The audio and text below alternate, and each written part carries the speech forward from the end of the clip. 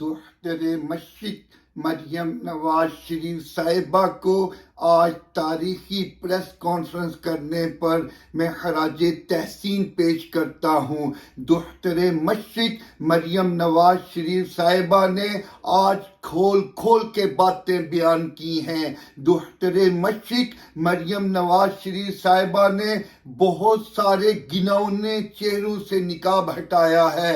دختر مشرق مریم نواز شریف صاحبہ نے جو بات بھی کی ہے وہ 100% درست بات کی ہے۔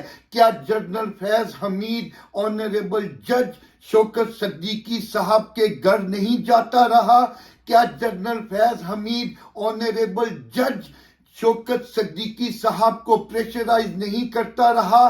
کیا جنرل فیض حمید الیکشنوں سے پہلے یہ نہیں کہتا رہا کہ کس طرح ہم نے نواز شریف صاحب کو اقتدار سے باہر کرنا ہے، کس طرح ہم نے دختر مشرق مریم نواز شریف صاحبہ کو ڈسکوالیفائی کروانا ہے؟ یہ تو سب کے اوپر عیاں ہو گیا ہے۔ فواد چودھری میں تم سے پوچھنا چاہتا ہوں، شہباز گل میں تم سے پوچھنا چاہتا ہوں، حماد اظہر میں تم سے پوچھنا چاہتا ہوں، جو آج تم بڑی باتیں کر رہے تھے، تم نے اگر کمیشن بنانا ہے تو اس بات پہ بناؤ کہ کس طرح ثاقب نثار کی آڈیو آئی ہے اور اس نے ایسا گھنونا کام کیوں کیا ہے۔ تم نے اگر کمیشن بنانا ہے تو اس طرح سے بناؤ کہ جنرل فیض حمید کس طرح سے جا کے حاضر سروس جسٹس کے گھر اس کو دمکاتا رہا ہے۔ تم نے اگر کمیشن بنوانا ہے تو اس طرح سے بناؤ کس طرح حلیمہ خان نے سلائی مشین سے 70 ارب بنا لیے ہیں۔ تم نے اگر کمیشن بنوانا ہے تو اس طرح سے بناؤ کہ کس طرح حلیم خان اربوں پتی بنا ہے کرپشن کے پیسے سے۔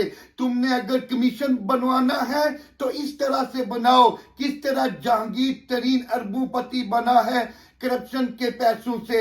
تم نے اگر کمیشن بنوانا ہے تو اس طرح سے بنواؤ کس طرح اعظم سواتی، کس طرح زلفی بخاری، کس طرح عثمان بزدار، کس طرح پرویز خٹک، کس طرح عامر کیانی، کس طرح رزاق داؤد، کس طرح یہ سارے لوگ اربوں پتی بنے ہیں۔ یہ بات یاد رکھو فواد چودھری۔ دختر مشرق نے آج صحافی کے سوال کا جواب دیا ہے۔ انہوں نے کہا ہے کہ میں یہ نہیں کہوں گی کہ میری آواز کو توڑ کے جوڑا گیا ہے، یہ میری ہی آواز ہے۔